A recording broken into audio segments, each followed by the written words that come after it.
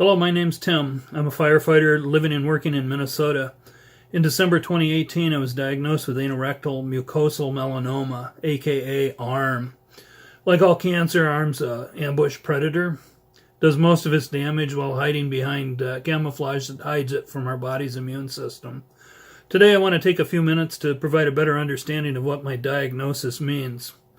Anorectal melanoma is an uncommon and aggressive mucosal melanotic malignancy.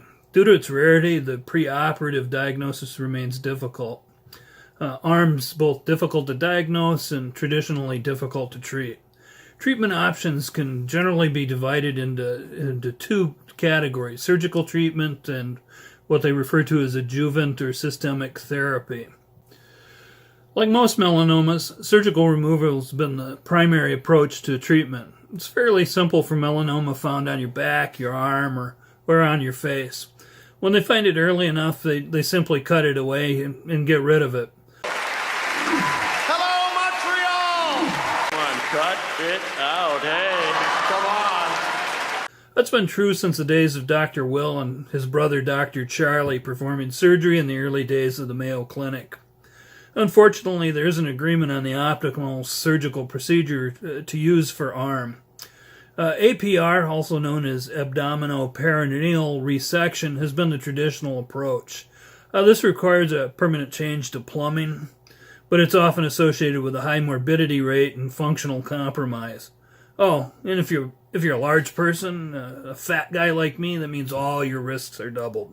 More recently, wide local excision or endoscopic mucosal resections have become considerations.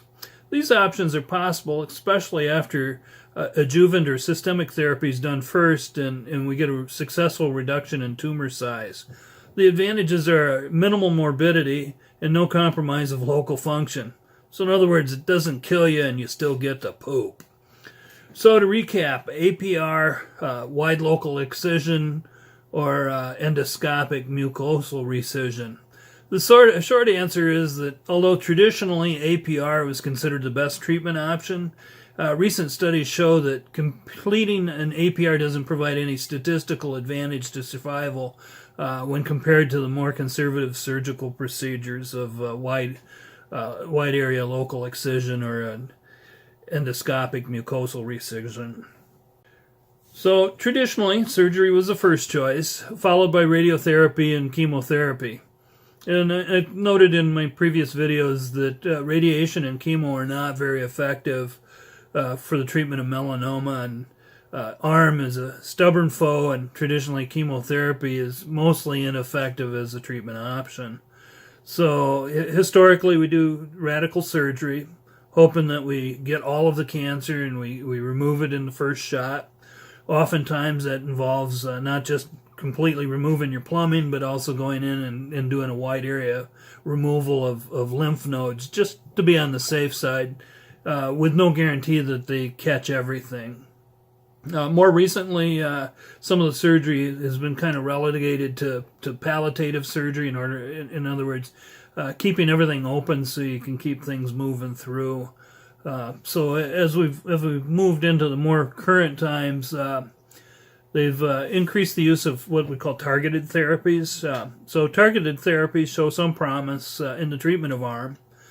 This type of treatment is specific to patients that have mutations in specific genes within the cancer cells. So the treatment's designed to inhibit certain forms of cell growth due to mutations of the genes and changes in the proteins associated with those cells. It targets the signal pathway and inhibits certain molecules downstream and hopefully disrupts the out-of-control growth of cancer cells.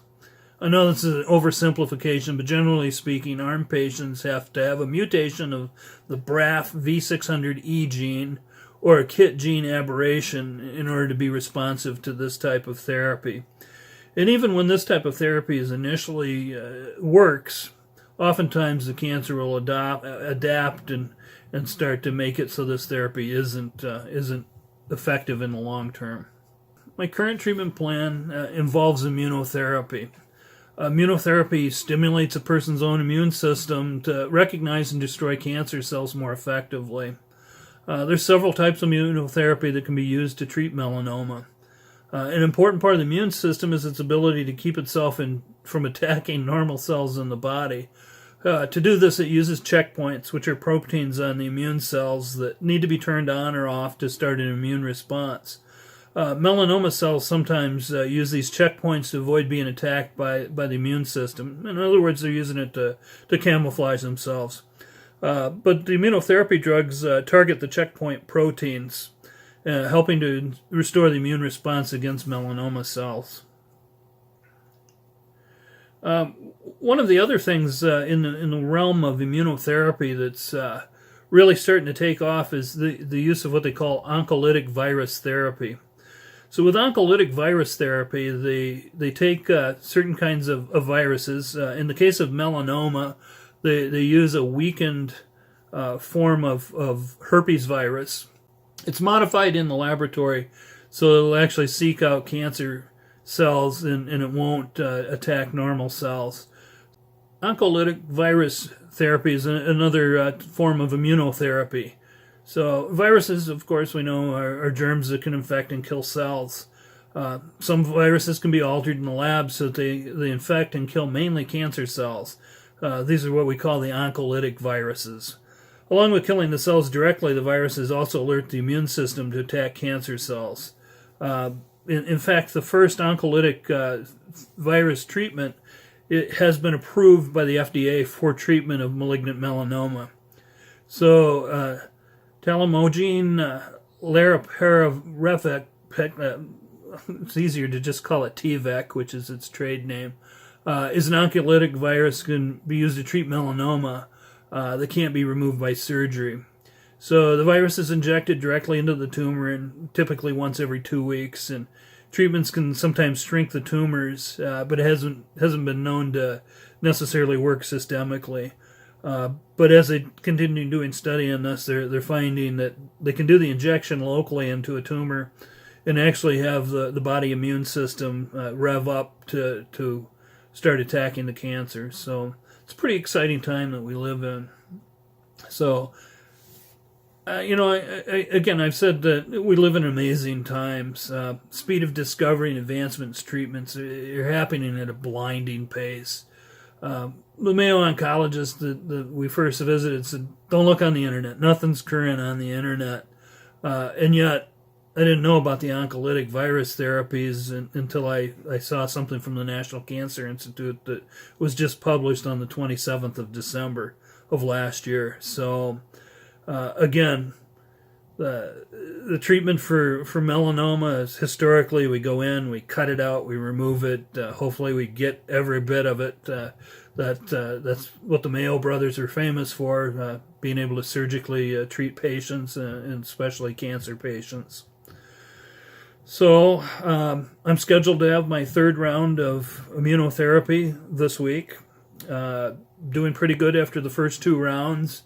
By the end of February, I'll get the 4th one on board, and hopefully we'll do some imaging and see where we stand in terms of how effective these immunotherapies have been in my case. So, again, we'll keep you updated as time goes. Thanks.